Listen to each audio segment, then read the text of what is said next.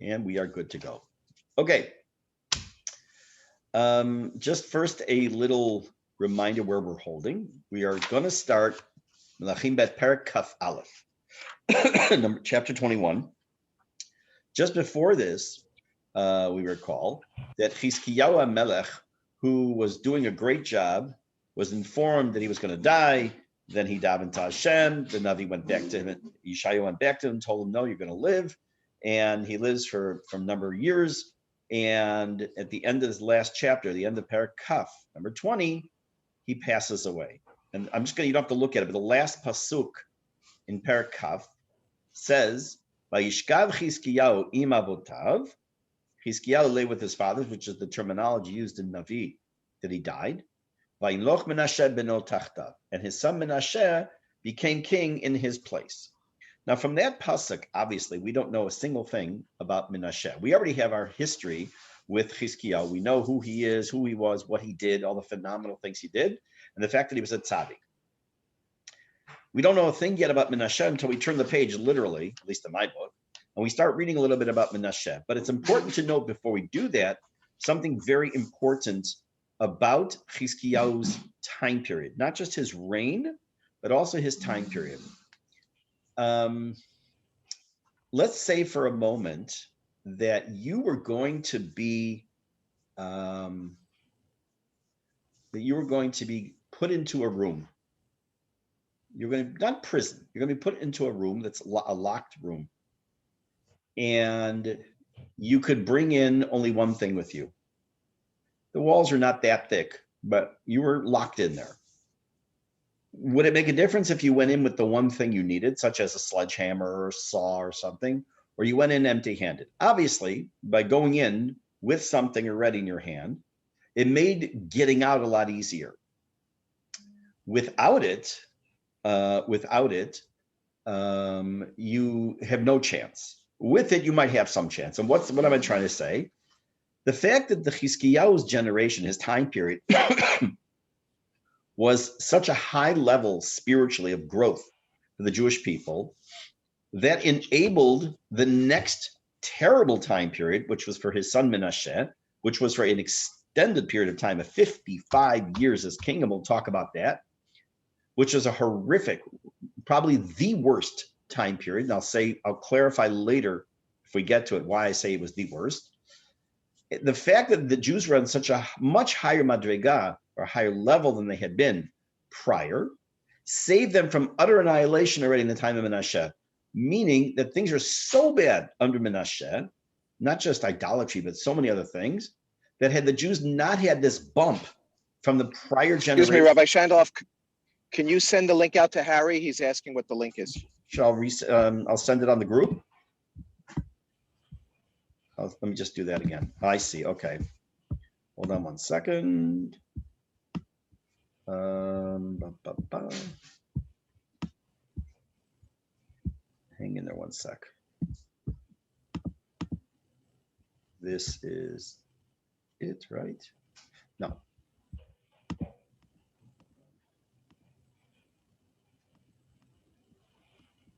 I see, I haven't put it up there for a bit. You're right. Okay, just a second. You just go back. Oh, you can take it right off the Zoom. Sorry. Boom. Copy. Go back to here. Go here. Paste. Okay. I can get on. Go back to Zoom. Oh, I know why I can't see anything. I don't have my glasses on. There. Now I can actually see the screen. Much better. So as I was saying, the fact that things were so good. Hey, Harry, sorry about that. Hi. Sorry, I hadn't reposted the link. I was just saying we're about to start Perek Kaf Aleph, 21 in Melachim Bet, and the reason, and it's significant and important to know how good things were in the time of Chizkiyahu, because now things are going to get so bad that had they not been this good prior to the time period of Menashe in Perek Kaf Aleph, the Jews, God forbid, could have been lost literally almost completely gone as a result, at least spiritually. So what we're going to do is begin Perek Kaf Aleph. What I'm going to do, I haven't done this for a long time. I'm going to go back sort of to just for this chapter, to a method we've used before, which is to read the entire chapter beginning to end. I'll raise some questions along the way, and I'm going to go back and start to answer them. I haven't done that for quite a while. And I want to just welcome Rachel, who's joining us this evening from Yerushalayim, joining in our group. Ezrat Hashem, welcome Rachel, and Natan if you're there. Also, just for again, because a couple of people just joined, we're at the very beginning now of Perek Kaf Aleph. We're going to read the Perek. I'm going to read and translate, raise some questions, and then what we can do this evening, we'll go back to and start answering some of those questions. As a kind of a preview, Perek Kaf Aleph is terrible. It's a very sad Perek for us.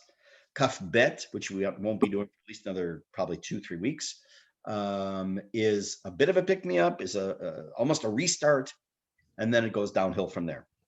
So that's the update or the preview of what's coming up. So let's take a look at Perek Kaf Aleph, Pasuk Aleph. Ben 12 shana Menashe b'molcho. Remember, Menashe was the man who took over when Chizkiyahu died in the last Perek, the last Pasuk just before this. So he was 22 years old. He was 12 years old. 12. Yeah. Right, he was 12 years old when he became king. And he served as king for 55 years in Yerushalayim. His mother's name was Chetzibah. We've seen that through the entire Davidic dynasty, every time a king is mentioned, a new king, we are always told about his lineage so it can be traced back to David HaMelech. I will raise the obvious question. If I'm telling you for the last, what time is it now? For let's say 7 minutes, been saying how horrible a king and how horrible a person Menashe was, how in the world was he zocheh to be king for 55 years? You would have thought maybe he'd be one of those that got 7 days off with his head. We're going to come back to this. Remember, the questions I'm going to raise now, we're going to have to come back to. Bet. He did evil in the eyes of God. Who did he imitate? He imitated the terrible things, the abominations of the nations whom Hashem drove out of Israel. You will recall that in the Torah, we are told, Mitzrayim, Canaan, we are not supposed to learn from the actions of the Egyptians. We're not supposed to learn from the actions of the Canaanites. Now remember, we've already seen that because Canaan was the largest people in Israel at the time, it's called Eretz Canaan, but there are other nations here. We know that, obviously. Frizi, Chivi, we'll see, we say the names every day. And we're dafka told not to learn from them and to imitate their ways. And this is exactly what Menashe does. What does he do? Pasuk Gimel. Vayashov vayiven et habamot. He went back and started to rebuild these altars, private altars. Remember that one of the things that Chizkiyahu was successful in doing that none of his predecessors were able to do was to actually eradicate the private bamot, the private altars. Remember, we talked about they were used for Avodah Zarah, or they were used for Avodat Hashem, but it was immaterial. They were asur. But he was the first king to be able to do that. And what is this first action that Menashe does? They're back in business. But he does a heck of a lot more than that. Vayakem mizbechot leBaal. He also built altars for worship of Baal. So here comes our old nemesis again, the idol of Baal, which now harkens back to the whole story of Eliyahu Navi. Vayas Asherah. He also builds an Asherah tree, which remember we talked about as a type of tree that was worshipped specifically as Avodah Zarah. Kasher asa Achav melech Yisrael, just like Achav did. Remember, Achav and Izebel were responsible for bringing Baal into Israel and the worship of Asherah. So he says, come on down, we're doing it again. Now this is something new. Even Achav and Izebel, we didn't see this by them. Here we're now seeing that he's worshiping the sun and the moon and the stars. What's the matter with him? But it gets much worse. Now, don't forget, it's not just him. He is the leader. He is the king of the Jewish people. And the people generally tended to follow the leader. We also cannot forget something really, really, really important. We're not talking somewhere in the northern part of Israel. We're not talking somewhere near Eilat. We're talking in Yerushalayim, Ir HaKodesh. I also think it's important to note that very soon it's Yom HaShoah. I would like to dedicate tonight's learning to the memory of all those who perished in the Holocaust, who were murdered, who to this day who are alive still, who suffer from whatever trauma back from then. Should be Elilu Nishmotehen, and for Zechut, for a refuat nefesh for other people who are still with us, and they should have a long and healthy, prosperous life. Amen. So this is happening in Yerushalayim. Continue. Dalet. Uvana mizbachot beveit Hashem. Asher amar Hashem b'Yerushalayim asher asim et shemi. Okay, what is he doing here? He builds additional altars in the Beit HaMikdash. Now, the Mefarshim tell us he's not building them for Avodah Zarah, but he's still doing something he's not allowed to do. But he's doing this where? In the house, what is the Navi? What does Yirmiyahu stress here? It's being done in Yerushalayim. In the place Hashem said, Asim et Shemi, I'm going to place my name. We're going to come back to that. Vayiven mizbachot l'chol tzva shamayim. It's not enough that he just bowed down to the sun and the moon and the stars, but now he builds altars to serve them. B'shtei chatzrot bet Hashem, in the two courtyards of Hashem. We're going to see what this means also. Now let's stop for 1 second. And it could say that he worshipped the cows and he bowed down to wheat. But why dafka these things? So first of all, we've talked about Avodah Zarah, which permeates Sefer Melachim. We talked about the fact that in one perspective, we can understand how the ancient people, not the Jews, could have mistakenly worshipped the sun, the moon, the stars, because of the fact that they saw them as power, right? They said that the only reason where we get our heat and where do we get our lights and they saw them as powerful. They could have assumed they were gods. And dafka, that's the reason when we look at the Aseret HaDivrot, we're warned. And we're warned not just there, we're warned in the Torah multiple times not to look up to the heavens and to think that those are God, chas v'shalom. And yet he does this.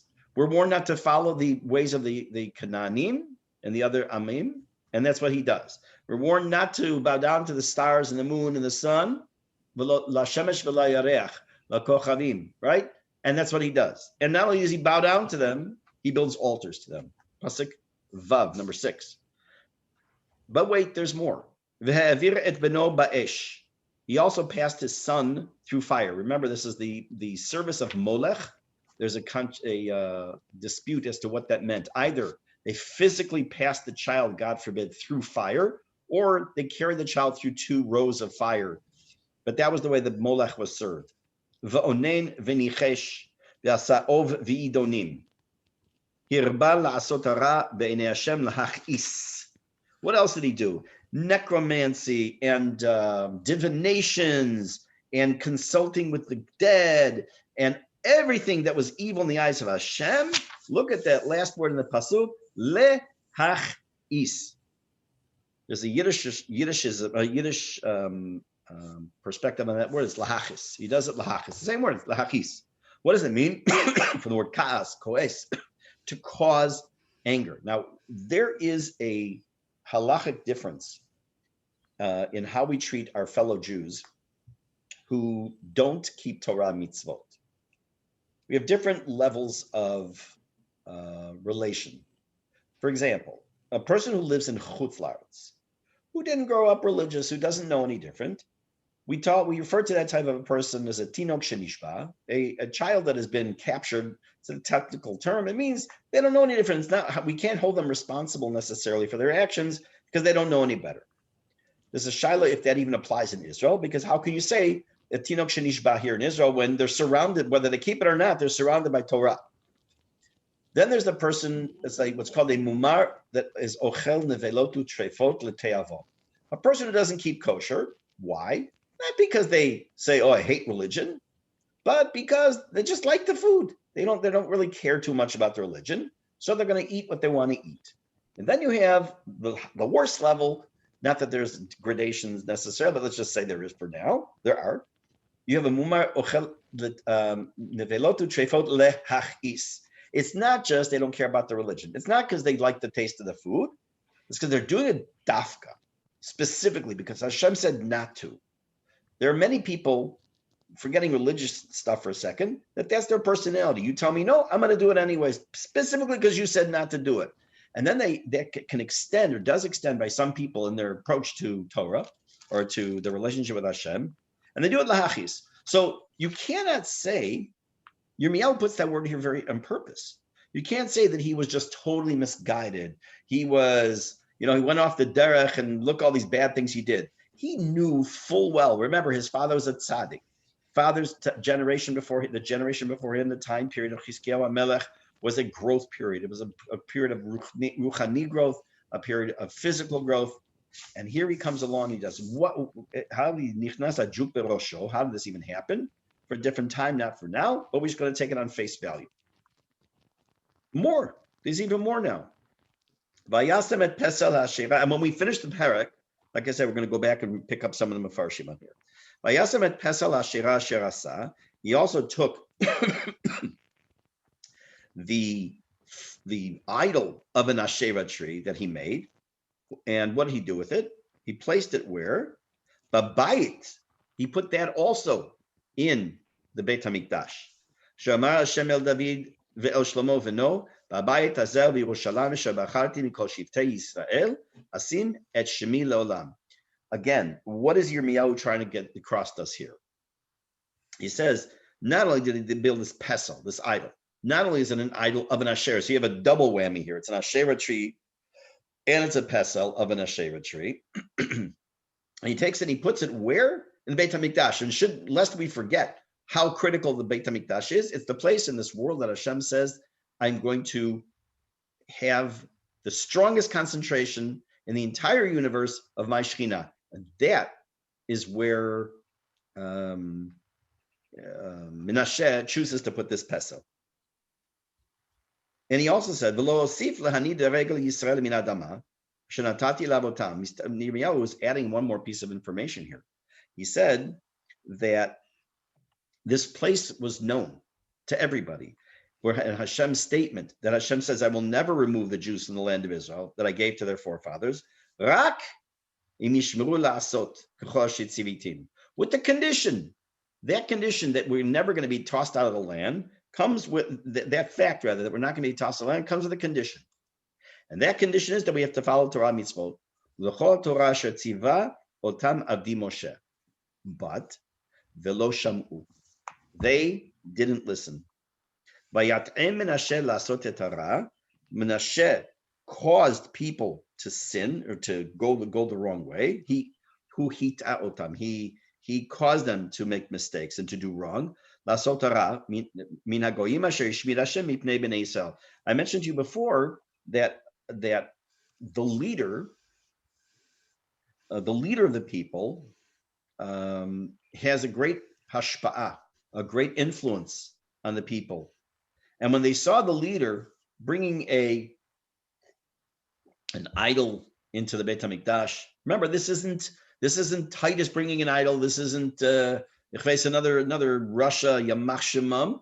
This is King of Israel in Yerushalayim, and he is mat'eh the people. Now, what's missing from this whole description? For those of you who've been following along in Sefer Melachim, there's something there's a comparison that's missing here. And what is it? There's no Navi yet telling him straighten out. Okay, well, that's coming up now shortly, but I'm asking a different question. I'm asking what's missing from every time we've seen a king do terrible things, there's an additional comparison that's thrown in there. Remember who? He's always compared to somebody. Always mentions Yeravam ben Nevat, always, who was the one that built the golden calf up in Dan, and the one who built the golden calf in Beit El, and I'm pointing to it, we're Beit El. And every time there's a bad king, it always says, like Yeravam ben Nevat, or he wasn't as horrible as Yeravam ben Nevat, asher chata Ve'chatiyat Yisrael, who sinned and caused Am Yisrael to sin. Why is that not here? What's wrong? Why not now? Because it was worse. much, much, much worse. That'd be like saying that I'll put it in a positive way. He's so smart, he's as smart as my 5th grade teacher. Okay. He's so smart, he's as smart as Rav Moshe Feinstein's Zatzal. Okay, now you're making a comparison. So that's a good thing. But here's the opposite. This king was so bad, he was as bad, if not, he was just as bad as Yeravam and Nevat. Now he's much, much, much worse than, we're not even comparing. We're not even comparing apples and oranges. It's not even apples and bowling balls anymore. It's a complete different ball game. Because what's happening here for the first time in Sefer Melachim since we've been learning it, is you have not just Baal, not just an Asherah, but you have the sun, the moon, the stars. You have the Ov, the Oni, all the things. And Kichukot HaGoyim, they're following in the ways. He just basically went to this Torah, did a Google search and said, okay, show me all the bad things God said we shouldn't do. And he did them all. And he also did it in Lahachis. He did it to anger God. Pasuk Yud, number 10. Vayidaber Hashem biyad avadav hanevi'im lemor. And Hashem spoke to him through his servants, the prophets, saying. Now, here I am going to raise a question, and I am going to answer this one, not like some of the other questions. We had Yeshayahu, who's the Navi of this time period, not the only one, but he's one of the more prominent ones, who is the one who delivers news to Chizkiyahu, and he's going to be showing up again.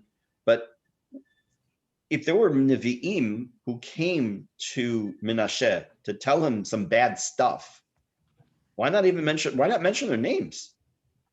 I mean, what the heck? Why don't they get credit? So, I'll come back to this later.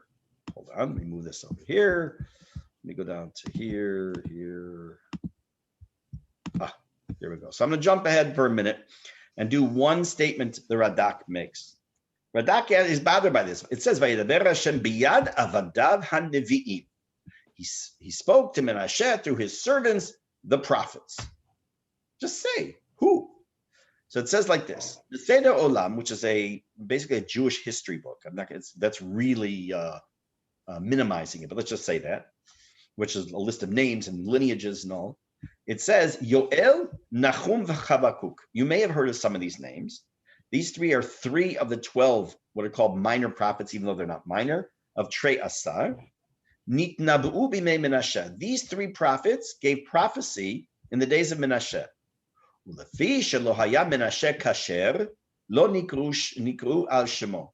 Since Menashe was such a terrible person, they weren't called by his name. Okay, what does that mean? It means not only over here in Sefer Melachim do we have their names. It doesn't say that Chavakuk went to him or Yoel or Nachum. It doesn't. But even when you go to Sefer Nachum, Sefer Yoel, and Sefer Chavakuk, I did it. I checked because I wanted to make sure I was right. The name of Menashe doesn't appear because again, we don't want to have the name association of the Navi in this case with the bad person, in this case Menashe, which is mashma how horrible he must have been. Now, we are going to see, not tonight, that he does do a form of tshuva before he dies. Even though it says in the Masechet Sanhedrin, in the Mishnah of the last parak, it says he has no chelik in the olam haba. We'll see what that means also, again, not tonight. But not even to mention the names of the Nevi'im who came to him. Okay, let's continue. Let's see. What is the Nevu'ah? This is pretty bad. Yud Aleph, number 11. Yan asher asa Menashe melech Yehuda hatoivot ha'ela. Because Menashe, king of Yehuda, did these abominable things. Why does he call him melech Yehuda? We know who he is. Heira mikol asher asu ha'emori asher lefanav. He did worse things than even the Emirates before him. Vayachati gamet Yehuda b'gilulav. And he also caused the people of Yehuda to sin with their gilulim. Gilulim, remember, is another name for avodah zarah. It means dung, but it's purposely done that way, obviously. Lachen, therefore, ko amar Hashem Hashem Elokei Yisrael. Therefore, Hashem, God of Israel, said, Hineni mevi ra'a al Yerushalayim v'Yehuda. I'm going to bring evil upon Jerusalem and Yehuda. I'm not going to come back to that now, but you have to ask yourselves, it's almost the same thing, because the Yehuda is Yerushalayim is in the same area. We're talking about Mamlachet Yehuda, or Malchut Yehuda. Asher kol shoma'av titzalna shitei oznav. That whoever hears about the horrible things that Hashem says I'm about to do, his ears will burn. Meaning, like we would say in English, his ears will ring. We've had that expression before. Anyone remember? It's a long, long time ago, and it wasn't even in Sefer Shmuel. It's Sefer Melachim, was in Sefer Shmuel. If you remember, when Shmuel was first brought to the house of Eli Kohen, he's awoken by a voice calling to him, Shmuel, Shmuel, and he comes and runs to Eli, and Eli says, I wasn't calling you. He goes back to sleep. It happens 3 times, and the final time, Eli says to him, go back to sleep, but if you hear it again, it's Hashem. He's calling to you.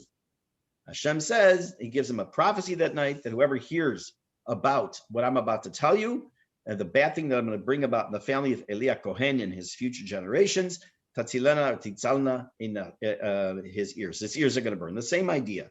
The idea being that it's going to be such a disastrous, horrific statement he's about to make.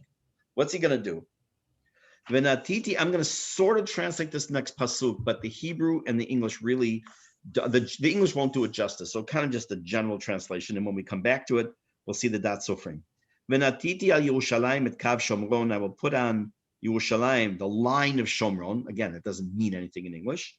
Vet mishkolet beit achav, and the weight or the plumb, P-L-U-M-B, which is the shoresh of the word plumber, as you would know. A beit achav, what does that have to do with anything? Umachiti et Yerushalayim. Listen to this horrific nevuah that is being said to Menashe. I'm going to wipe clean Jerusalem, like I would wipe off a plate, and turn it on its face. So imagine what he's saying is like this. This is a plate. There's food on the plate.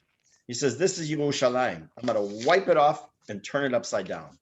That's the nevuah. I get shivers just even thinking about those words. What a horrible, horrible idea. But what's this business about Kav Shomron and Mishkolet Beit Achav? We will come back to that. Yudalit, 14.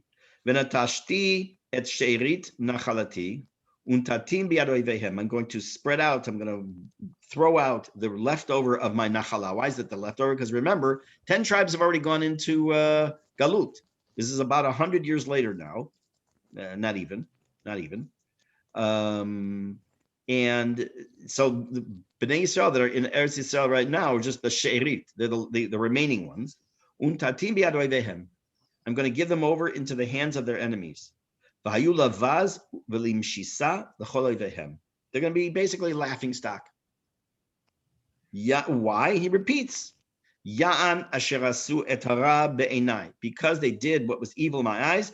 Hashem repeats what the Navi Yirmiyahu said, that they did it. Not only they didn't do it out of lack of knowledge. They didn't do it because of foolishness, because of laziness and all. They did it dafka lahachis. This is the worst they've ever been. Now, it sounds like the worst thing they did, that Menashe did, was having to do, of course, with avodah zarah, with idolatry. Gets worse. V'gam dam naki shafach Menashe habe me'od. It sounds like he murdered a lot of people. How much so? Ad asher milet Yerushalayim pe lefe. To the point where the Yerushalayim was filled with blood. Mouth to mouth is an expression, it's even used today, meaning a massive amount. Like there was just so many people, he says, pe lefe. Levad mechaltato asher echtiet Yehuda, besides the sins that he caused the people of Yehuda to do, meaning the avodah zarah, Lasot hara b'nei Hashem. Yud Zayin. Yetzer divrei Menashe v'chol asher asa, and the rest of what Menashe did, v'chatato asher chata, and that which he sinned, halohen ktuvim al sefer divrei yamin l'malchei Yehuda, is written in the book of Chronicles of the kings of Yehuda. Vayishkav Menashe ma'avotav, vayikaver began beito began Uzzah. He died, but he's buried in an unusual place. A place called Gan Uzzah. What is it? We'll have to wait and see. Vayimloch Amon beno tachtav. And his son Amon took over after him. I'm going to read just the next few psukim so we finish the parak, and then we're going to backtrack to the beginning. Ben Esrim Ushtaim Shana Amon b'Malcho. Amon was 22 when he became king. Ushtaim Shani Malach b'Yerushalayim, and he served for 2 years. V'Shem imo Meshulemet bat Charutz min Yotfa. So that was his mother's name. Vayasara b'nei Hashem, because we haven't seen this movie before. He also did evil in the eyes of Hashem, kasher asa Menashe aviv, like his father Menashe. Now, you have to stop and ask yourselves, and it's not a discussion for now. Let's assume for a moment you're the son of Menashe. I want to say you. You have this man Amon. He's the son of Menashe. He's growing up in this time period where his father's doing these horrible things.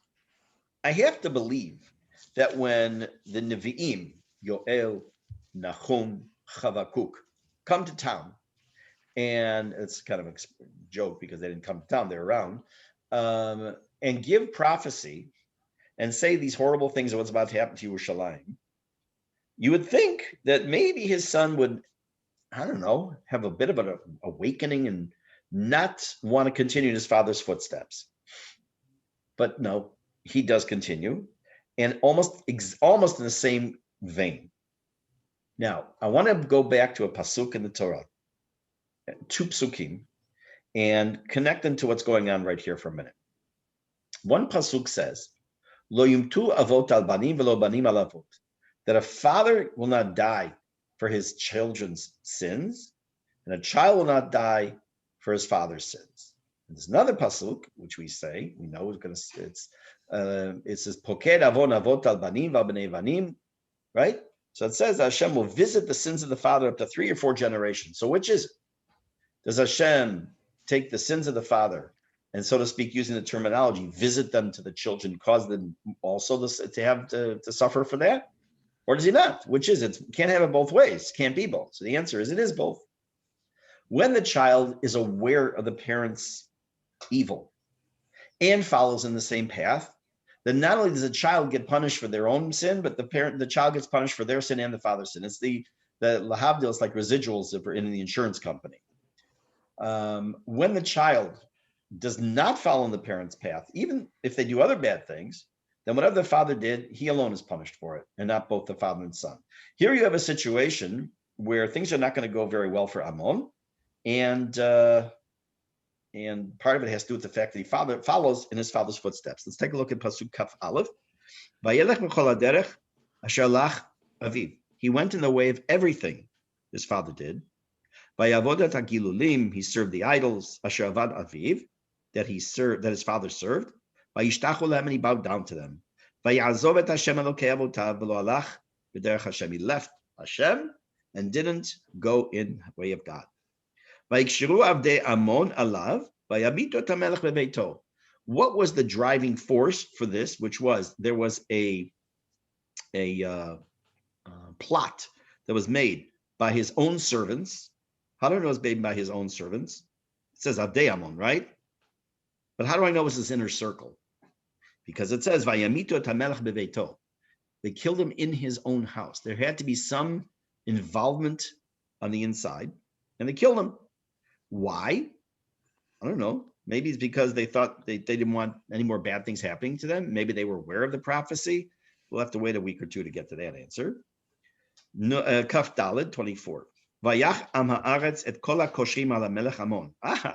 Now the general Amcha went ahead and they went out and killed those who plotted and executed Amon.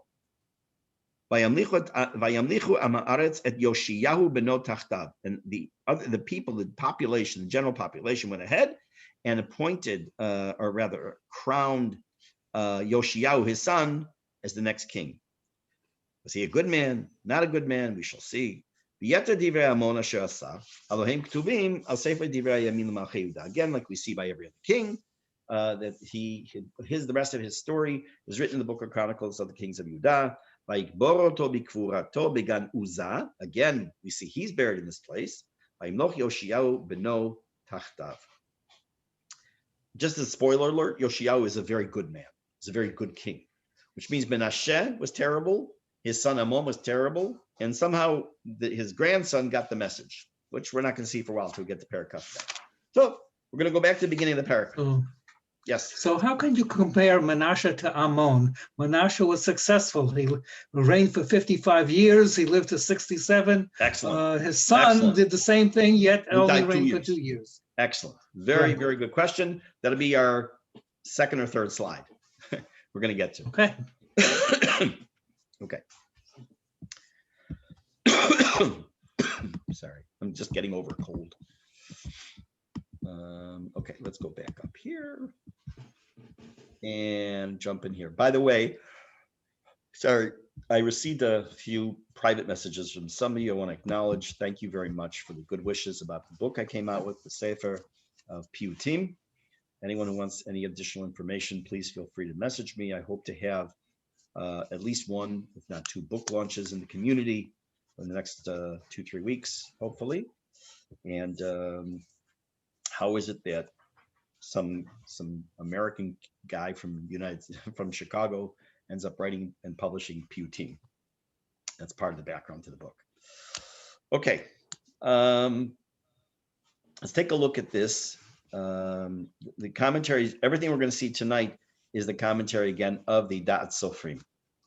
Okay, so it's on your screen, or it says as follows: Ben 12 shana, Menashe nolad. Let me just see where this ends for. Just a minute, make a note here so I remember to move the slide because I am using my book instead of the slide. Okay, Ben 12 shana, Menashe nolad le'et ziknat Chizkiyahu. Menashe was born and when Chizkiyahu was older. Now remember, wait a minute. Remember what was one of the things with Chizkiyahu, why he was going to die? Remember he said, oh, I'm never going to have a good child, and therefore I'm never going to get married. So that's one of the reasons he got punished. We saw that in the Gemara in Sanhedrin. So how is he, all of a sudden he has children? Because remember, one of the things he does, he got married, and he gets married, if I'm not mistaken, to the daughter of Yeshayahu, prophet. Bodo Yeled, Ra'at Am Yisrael Natun Limishisa B'Rechavei Medinat Ashur Sheba Nafotzu. As a kid, he saw things bad happening to the Jews. Let's just use modern terminology. He saw a lot of anti-Semitism growing up. He saw that the Jews, remember the 10 tribes were already taken into Assyria, into Galut. Now he also saw the people left in Israel who were afraid of their own shadow sometimes of the Assyrians. In the meantime, the generation now grows up. They're completely subjugated to Assyria. Remember, we saw the map, how huge the Assyrian Empire was. Evidently, the situation wasn't really that bad.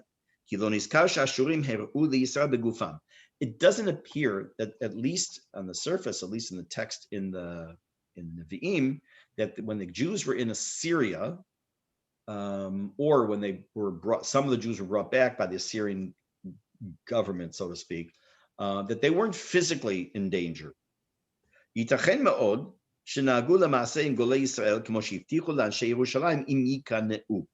seems, it would appear that the way they dealt with those people who went into Galut from the Malchut Yisrael, the northern kingdom, they dealt with them the same way that they promised they would deal with the people from Yerushalayim if only they would subjugate themselves to Assyria, which was, we saw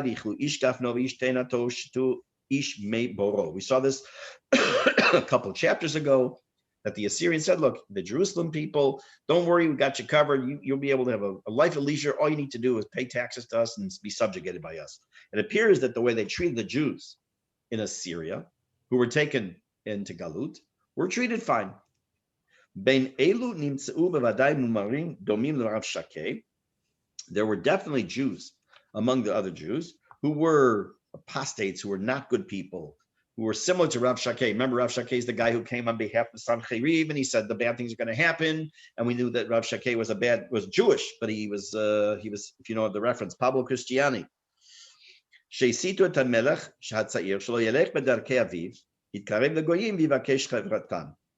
was the one who whispered in the ear, so to speak, of Menashe.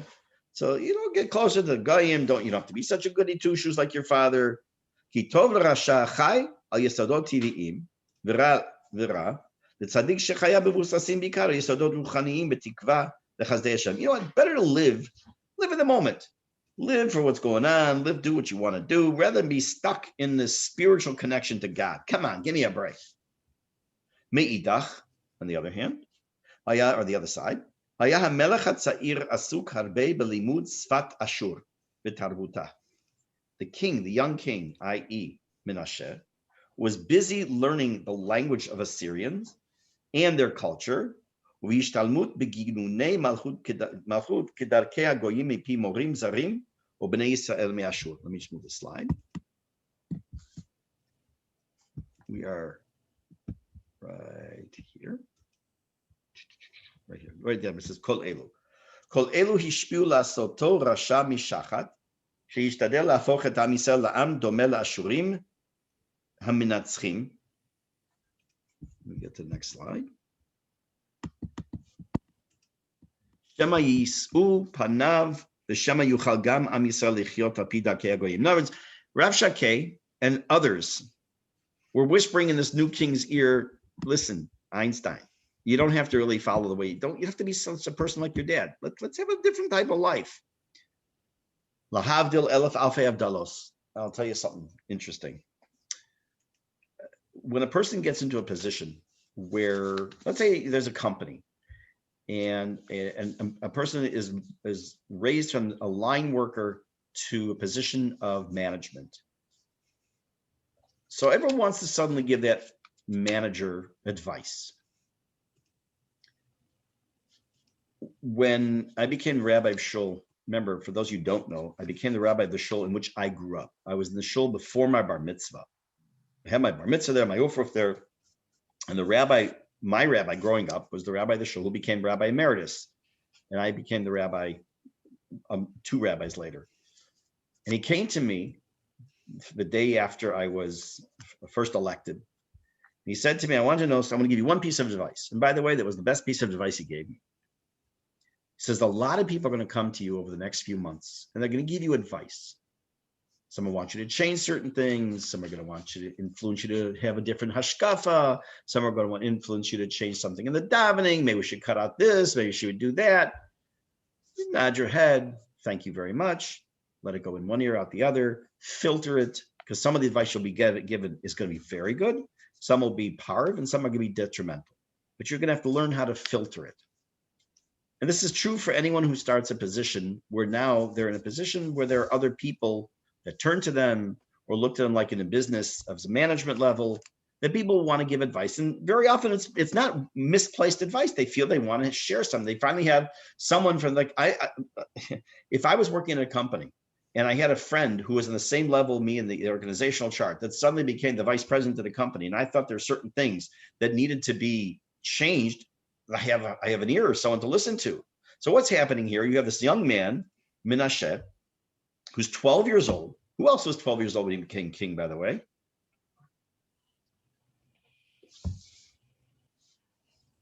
Shlomo. Correct. Shlomo HaMelech is 12 years old when he became king. So Menashe, I think, by the way, I don't know. Okay, I didn't even think about this till now, but it's possible this is like the one min hakatzeh lakatzeh, from one extreme to the other. Shlomo, one of the greatest kings we had, under whose reign we had peace and a Beit HaMikdash built, and here you have the other end of the extreme, both 12 years old when they became king. And he's a kid, so he kind of needs to have advice. So had the people been good people he was surrounded with, okay, then maybe he would have heard some good advice, but he wasn't. He had some bad advice, and this caused him to go down the wrong path, and he dragged everyone down. Now, Harry asked a question that we sort of raised earlier also, which is, how is this possible that such a horrible, horrible person had such a long life? And not just such a long life. I mean, people live 65 years, 67 years.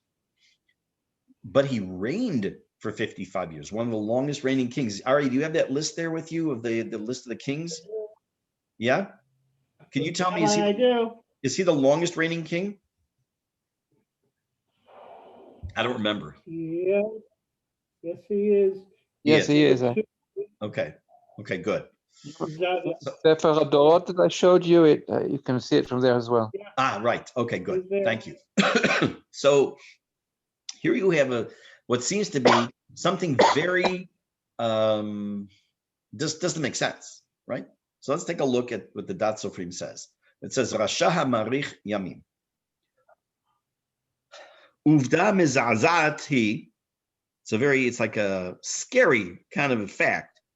Shemenashe malach yoter mi. Oh, it says it right here. Hello, Zev, wake up. The malach yoter mi kol malchei Yisrael. The Menashe actually reigned longer than any other king of Israel. Why is that mizazeh? Because he was such a horrible person. Omnam hu lo herich yamim kol kach. As far as the lifespan, it wasn't so unbelievably crazy. Ki chayrak shishim sheva shana. He lived 67 years. Because of that time period, that wasn't unusual. Many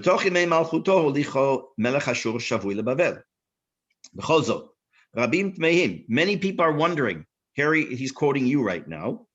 Why didn't Hashem shorten his life? And he gave him the opportunity. He allowed him to rule for such a long time. The answer to this question is, let me translate. We have to think about this. Hashem does not put a rasha to death at a time when there is no benefit. That is I'm not going to get into this now because this is not a topic of philosophy tonight. We can push that off to the Kuzari class. But it's telling us an insight that I've yet to see anywhere else, by the way. I'm sure others have said this before the Dat Sofrim, because that was in the 1950s, 60s that he wrote this, maybe even later, that Hashem doesn't put a rasha to death unless there's a to'elet. I mean, you could ask the same question: why didn't Hashem, when some of the people tried to assassinate Hitler, Yamach Shemov Zichro? And again, I know that tonight is the Shoah, which is why Yom HaShoah, which is why it's popped into my head. Why didn't he was attacked in his bunker? Why didn't the bomb kill him? He was a Russia, one of the worst Rishonim that ever lived, and yet he didn't. Again, he says here that his opinion is that Hashem only will put the Rasha to death early if there's a to'elet. What does that mean, early, by the way? Again, we had this discussion when it came to Chizkiyahu, 15 additional years. It says that he was going to die early. Did that mean earlier than was originally planned by God, so to speak, as an original date? Or, okay, we're not going to get into that now. Chaye tzadik alulim lihit katzer biglal masim ra'im shasa o shehu alulas. On the other side of the coin, it's possible that a tzaddik might pass away early because of some bad things he or she may have done or might do, kedei linoa et hara'a, in order to prevent evil from occurring, or that he should pass away while he's still zakai, while he still has a clean slate and not chayav. Okay, what does that mean? This, by the way, this one of these two little paragraphs, which again, this were philosophy class, this will be probably hours of discussion, which we're not going to have right now. He says, on the other hand, is that you sometimes find that a tzaddik might pass away early because either Hashem sees that some negative might happen, and therefore he wants them to pass away as a tzaddik and not, God forbid, as a non-tzaddik, or because maybe there's something he did that he shouldn't have done, and that's the straw that broke the camel's back, and therefore he died early. Classic example, as far as I can tell you, is Moshe Rabbeinu. How many of us have read the parasha when Hashem says to Moshe Rabbeinu, Yan lo hemanten bi lahaktisheni, because you didn't believe in me to sanctify my name, therefore you're not going to the land of Israel, and not think that's just not fair. The first time you learn that as a child or as an adult, whenever it was, I would think the average person would say, how can that be? Moshe Rabbeinu has put up with the garbage of Am Yisrael, not Am Yisrael being garbage, but the garbage that they spewed at Moshe Rabbeinu and at Hashem and everything else from the moment he met them to the day he died. All he had was trouble with Am Yisrael.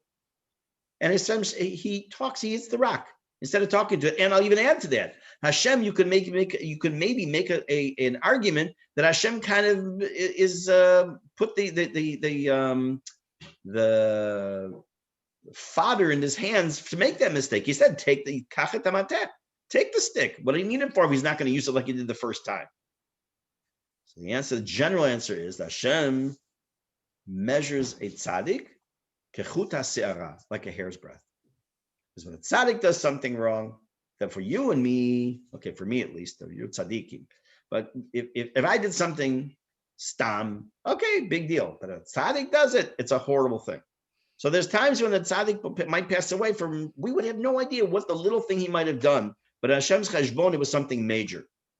Menashe, continuing in here now, it says, Menashe, over here, Menashe u'melachim rabim rishayim. Menashe and many other kings were rishayim. Stam anashim rishayim and other, just stam rishayim. Erichu yamim. Plenty of times we've seen that rishayim end up with a long life. Because nothing was going to change. Again, only Hashem would know in his wisdom. Nothing would be changed by their death, nor by them, their death, nor by their Yorshim, by their inheritors. On the other side, remember, the door to tshuva was never closed. They could have done tshuva. So it's true. Af shina menashe et darko. This up so you can see from right here in this paragraph. We will see later that Menashe does change his tune a little.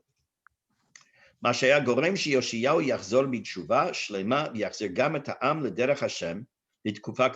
what he does, which is not in the text, which we're going to have to find, that Menashe does near the end of his life, that then causes his son Yoshiyahu to do the right thing, that gives a little short window of good things for the Jewish people. That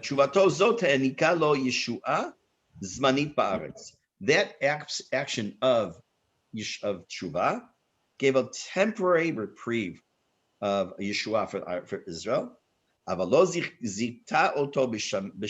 It wasn't enough to give him the zechut in Shamayim.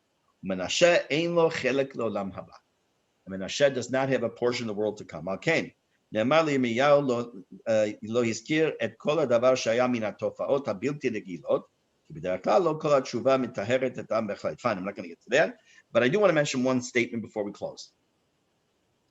So first of all, the general idea is a and everybody's a philosophical reason, in his opinion, why he lived such a long time, because nothing, again, Hashem, Sof Kol Hadarot, Hashem will cease to all end of time. I just knew that his death now or 50 years later wasn't going to make any difference. It was still going to be the exact same tahalich or same process. But I do want to make one mention of something I saw in Torah Tidbits a couple of weeks ago. There's a little, just like a side comment when they're talking about the Haggadah, and it wasn't even about the Haggadah. I thought it was a beautiful, beautiful statement. The first Mishnah in the last parak of Sanhedrin, it says, every Jew has a portion in the world to come. And of course, the next Mishnah says, except for Menashe and a few others. I forgot who it was he was quoting in the Torah Tidbits. He said, it's a strange, I've said that Mishnah many, many times. We've heard the Mishnah many times, but it never dawned on me until I heard this one comment. It says, Kol Yisrael yesh lahem chelek le'olam haba. Not ba'olam haba. It should say that a Jew has a place in the world to come. It says to the world to come. Le. So he says as follows. It's drush, but it's very nice. Doesn't mean that every Jew has a place in the world to come, that there's a little spot ready for each one of us or something like that. He says it means that every Jew has his or her path to olam haba. The fact that I keep, let's say I'm making up a number, out of the 613 mitzvot, I do 7 of them nicely. And maybe you do 26 of them really well.